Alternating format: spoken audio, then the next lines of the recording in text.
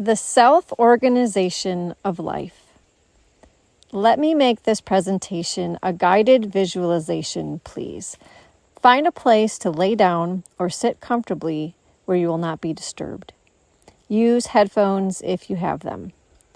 When you are ready, you can continue from here. Let me offer you this possibility. All that is seeks experience away from equanimic, and then seeks rest within equanimic. Charged conditions create events that can be experienced. Events are resolved or transmuted into other charged events, and more experience is made available to the awareness of some being or another. All that is seeks rest on equanimic, where infinite energy is contained for new ideas, new charged moments, new events, and new experience. This can be imagined visually as a bubble that expands from nothingness and then collapses into nothingness. All that is seen here is the emergence of a sphere and the dissolution of a sphere. Very smooth, very empty, quite featureless, but an event nonetheless. Imagine the emergence of the sphere once more, but this time it has many facets on its surface, like a finely crafted spherical diamond, and now light is reflected in many directions. Imagine the sphere twirling slowly as it expands, and imagine the facets becoming more numerous as it grows. And now this sphere is like a most dazzling disco ball. Notice how the sparkles flash on and off randomly, but not chaotically. They all follow the same rule of acceptable rhythm.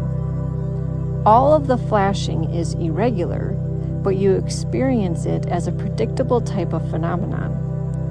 This frequency and chorus of sparkling light along the fractured, multifaceted surface of this sphere emits from a fractal family.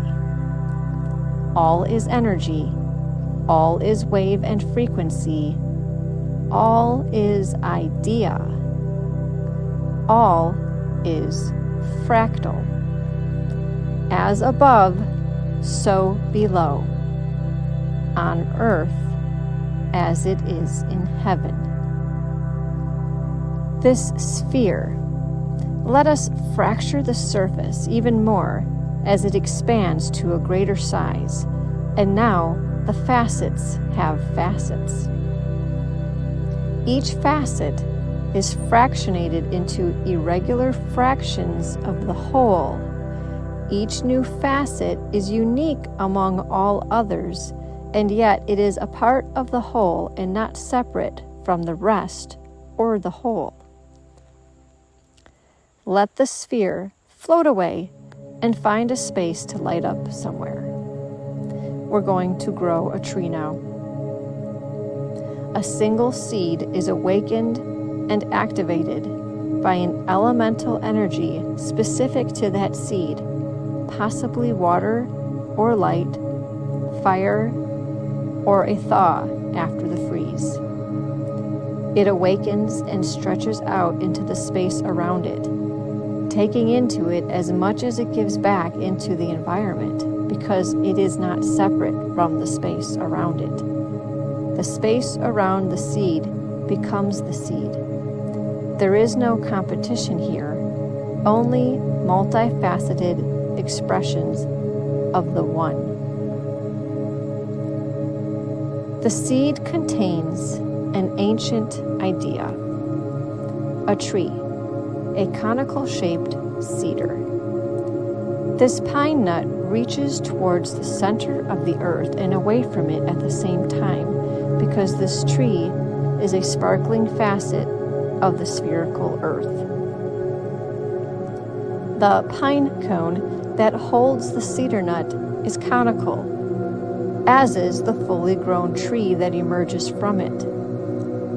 Each branch holds varying twigs that produce green needles that reach out into the space around them. Each of these sprays of needles has a quality of shape, size, spacing, and movement in the breeze that is irregular but familiar and self-similar to every other spray of needles, and each spray of needles is self-similar to the larger branch that holds these twigs, and each larger branch is self-similar to the entire tree, with a main trunk and smaller branches paring down in size as it extends into the space around them. Look even closer at each individual needle now. Along the surface, there are variations. There is texture if you feel them. If you look closer with a magnifying lens, you will see ridges, which are irregular but also sort of consistent, unlike the surface of the needle taken from a blue spruce pine, for example, and unlike the surface of an orange peel or human skin. Looking at the cedar needle even closer now, there are bumps and ridges on ridges, which are self-similar to the ridges they sit on. Zooming in closer, on these smaller ridges, there are even smaller and therefore more numerous ridges on ridges.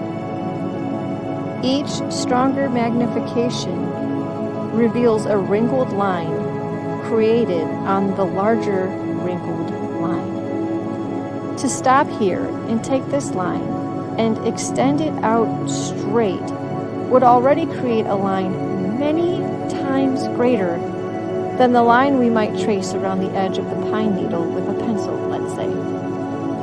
This new line, derived from the realistic wrinkled borders along wrinkled borders along wrinkled borders, gives us an exponential increase in border line.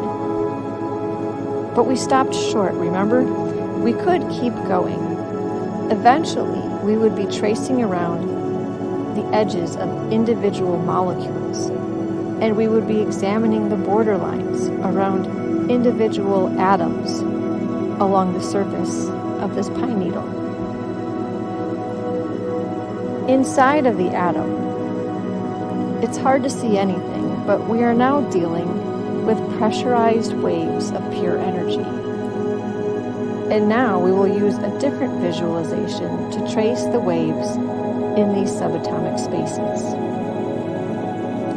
Let's imagine the surface of the ocean waters. Imagine an entire planet covered with a sparkling blue ocean. Come as close to it as you would if you were parasailing over it. You will notice the larger waves first. They move slowly, but they are everywhere.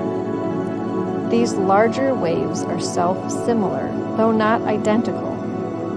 They have something in common: size and frequency. They are also organized. They are organized by one another. They are organized by purpose and by cause and effect. They run nearly parallel to one another, and this is what makes them easy to observe in the first place. We notice their pattern. In this way, we are able to see the pattern and differentiate them from other patterns that are not in this value of frequency or direction. And so now we notice other patterns, other waves. And these patterns share the same space. This is all viewed on the same surface of the same ocean. There are other frequencies we see now, Some run almost perpendicular to the larger waves we entrained on first. They run sort of diagonal to the larger waves, and they ride through and on top of the larger waves. If we entrain on them, they become all we see. We see these smaller waves. We see their frequency, which is higher. They appear to move faster. And now look, something else is catching your eye. Smaller signals on the water, smaller vibrations, finer waves, higher vibrations carrying a higher frequency of information. The more minute frequencies carry a higher rate of informational variations, creating conditions and responding to those conditions in the space around them at an irregular yet non-chaotic frequency. It is possible to distinguish this self-organized regiment of waves from larger waves that they are riding on. Waves on waves. Waves of a certain frequency carry waves of a finer frequency, feathering out along the surface of this sphere. Radio signals that carry music and other audio information work this way. The fine details of human voices and the sound of their coughs, laughs, and musical voices are made by the wrinkling of air and the molecules in it. These minute variations are carried along by larger, more powerful waves that will carry this information greater distances faster. All waves and all vibrations carry information. All is either changing or resting. Changing conditions in one part of the system affects the whole system. All is one. Looking at this ocean surface, it is apparent that the finest feathering of waves that we can see is created by wrinkling a larger wave. The larger wave belongs to a group of waves that ride along the surface of even larger waves. We should now make a point to think of the smallest of waves wrinkling the surface of some larger wave. Space is infinitely divisible, and we humans are arguably at the center of it, proportionally speaking.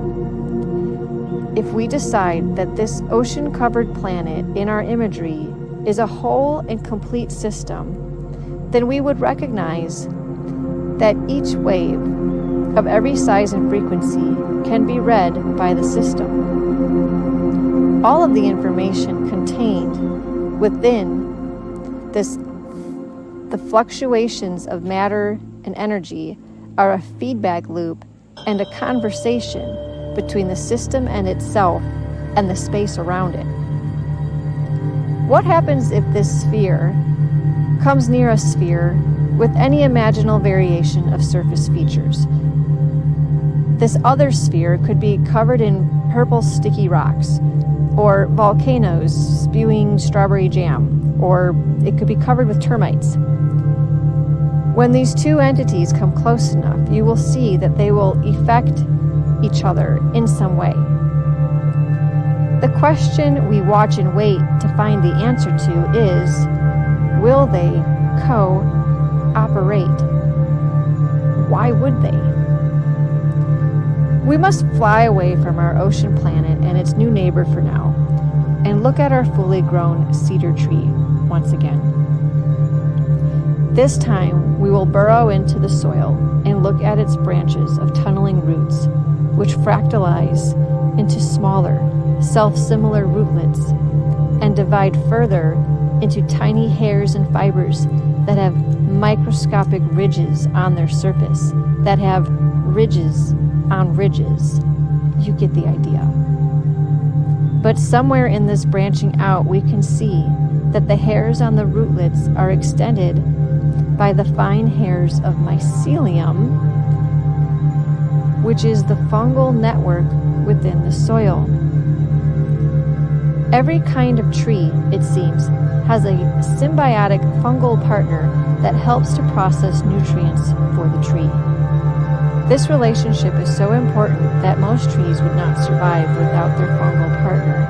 And so, where does the tree end? At the end of its rootlets, or the end of the forest-wide web of mycelia? This fungal web not only maintains a living relationship with its host tree, but it facilitates connections between trees, helping them communicate by passing along chemical messages. Radio waves are carried in the air. Another type of information is packaged in chemicals. There are various distinctive names for these groups of chemicals, like hormones and neurotransmitters. Wait, neurotransmitters. Doesn't neuro mean like neuron? Aren't neurons those cells that are in our brains and hearts and other organs? Yep. And neurotransmitters are the chemicals that facilitate a dialogue and procedural protocol within all neural networks. Plants use the same neurotransmitters that we do, including dopamine, serotonin, testosterone, melatonin, epinephrine, and norepinephrine, among many others that we humans also use. Plants use these chemical compounds to communicate within the organism. Cool. But what is the organism? With trees delivering nutrients to one another through their root system, nurturing their young, sustaining their elderly, and even cooperating with trees from other species through their root systems, it's hard to say where one tree ends and something else begins. With all of the trees of the forest commingling under the surface of the soil, and with all of the mycelial fungal web networking further between all types of plants in the forest, and with an immeasurable number of microbes coexisting with the mycelia to transfer information from one end of the forest to the other, it also becomes hard to separate any part of the forest from any other part of it. Is the tree an organism? Let's say yes, it is. Does the tree consist of a variety of sub-organisms called plant cells? Yep. Each one an organism in its own right.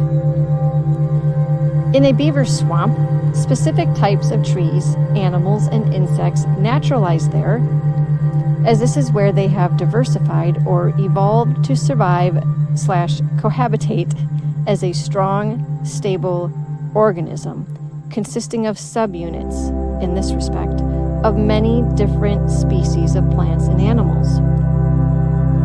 At this level, we can understand how a social group comes together. They center their network around beneficial resources and similar needs and maybe desires. Not all animals just focus on survival all day. They play and explore and seek experience with a capital E. Throughout their days, they receive information and decode it.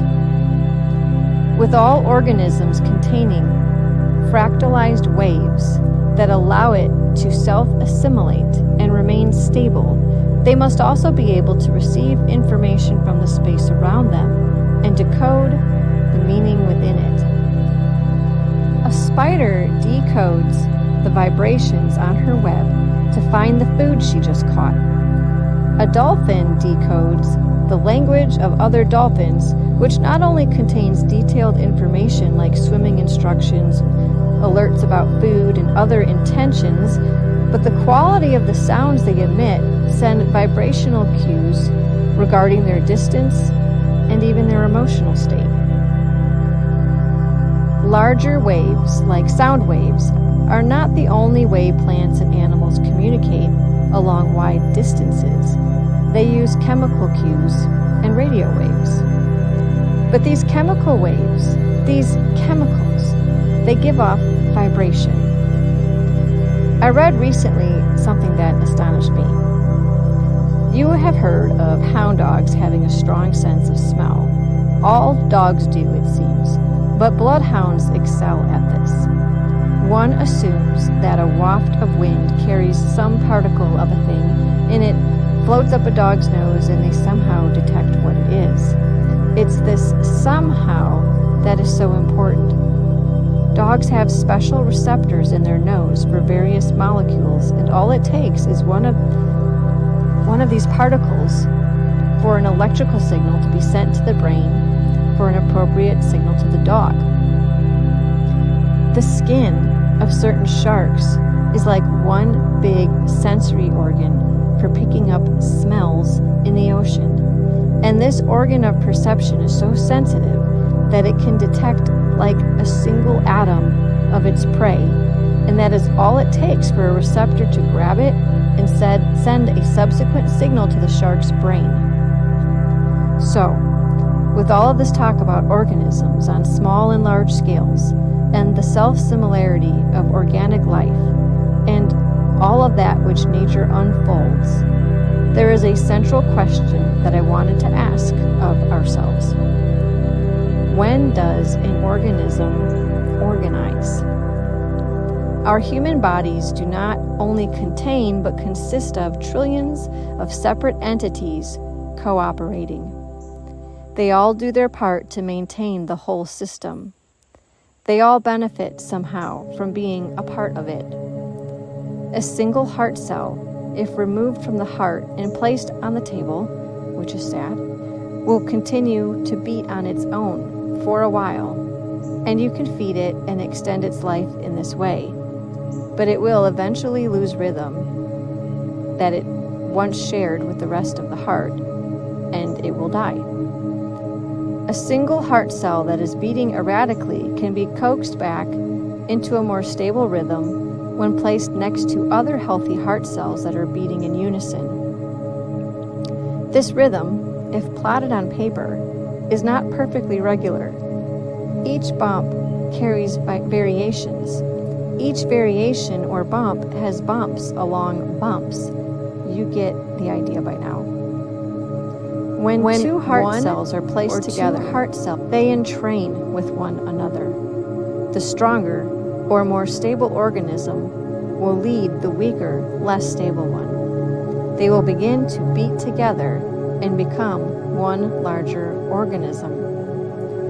When the roots of a plant and the mycelia of a tree begin to intermingle and are strengthened by the living rhythms of the other, a larger, unified organism emerges. The mitochondria in a human cell is said to have entered the cell at some point along some evolutionary path. However this may be, mitochondrial DNA is not the same as the DNA in the rest of your body. Which begs this tangential question: how does our body know how to build a new cell using our genetic instructions if the mitochondrial sequence is not in those instructions? Sounds like an interesting quest. It's time to summarize today's presentation in a nutshell, or the nut in the shell, or the nut and the shell on the branch on the trunk, centering the whole toroidal field, strengthened by the test of the winds, nourished by light and minerals delivered by the neural network of communicating mycelia and organisms coexisting with the entire forest, perspiring water into the atmosphere, sending pollen into the clouds, sending seeds across oceans, reaching towards the center of the earth and away from it. When does a single organism become a single organism? When does a human embryo become a human? What is life? What is self? Thank you for listening. I love you all. Bye for now.